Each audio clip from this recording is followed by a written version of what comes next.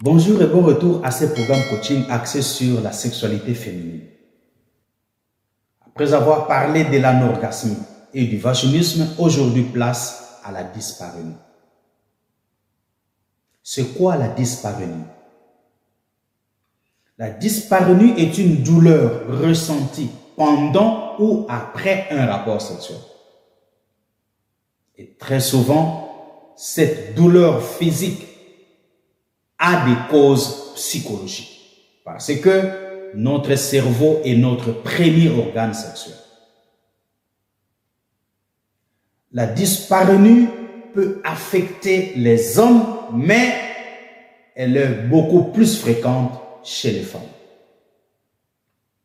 Et comme nul ne l'ignore, les rapports sexuels douloureux peuvent rendre le sexe beaucoup moins attrayant.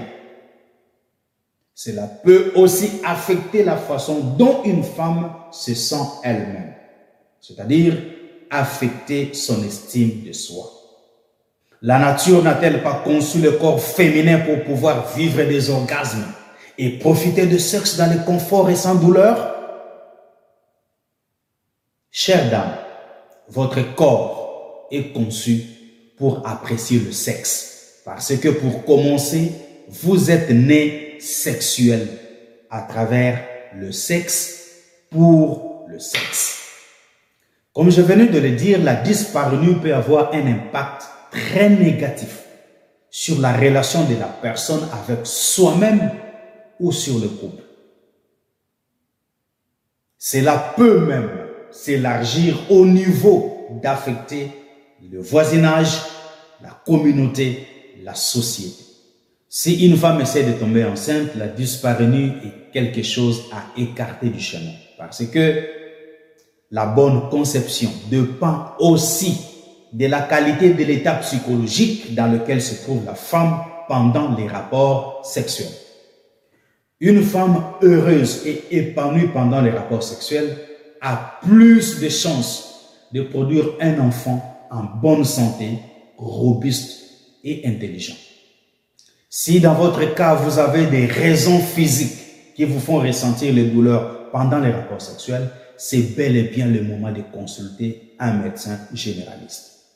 Sinon, vous devriez vous tourner vers des causes subconscientes ou des causes psychologiques, dont la peur, l'anxiété, différentes phobies et les soucis qui ont tendance à nous rendre tendus. Lorsque vous êtes tendu, vous avez tendance à contracter vos muscles pour n'importe quelle situation. Quand vous êtes en colère, vous grincez les dents, vous fermez les poings, vous contractez le muscle. Cela se fait pareillement lors de la manifestation de la dyspareunie. Lorsque l'on est tendu ou inquiet, n'importe quel muscle peut se contracter et se resserrer. Et cela s'applique également aux muscles à l'intérieur et autour du vagin. Dans la plupart des cas, que ce soit l'anorgasme, le vaginisme ou la dyspareunie, ces problèmes sont psychologiques et très probablement inconscients. Et une fois que vous commencez à expérimenter cela, vous devriez être à mesure de supprimer toutes les raisons possibles que le subconscient a pu trouver pour rendre le sexe difficile. Alors, comment supprimer ces raisons, me demanderez-vous? La voie est très simple. Faites-vous accompagner par des spécialistes de santé sexuelle et ou des sexothérapeutes pour pouvoir trouver une issue par rapport à cette condition. Parce que la dyspareunie est une condition qui pourrit la vie à plusieurs femmes. La dyspareunie est en train de noyer des foyers. La dyspareunie est en train de briser des foyers. La dyspareunie est une forte menace pour la société. Et pour votre épanouissement, pour votre indépendance sexuelle, nous vous conseillons toujours de vous faire bien accompagner des spécialistes à la matière pour pouvoir être libéré, affranchi de ces fléaux qui guettent notre société que la dyspareunie.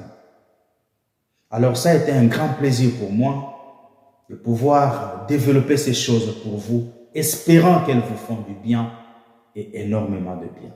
Dans l'entretemps, prenez bien soin de vous parce que la vie est précieuse, mais elle est aussi courte. Au revoir.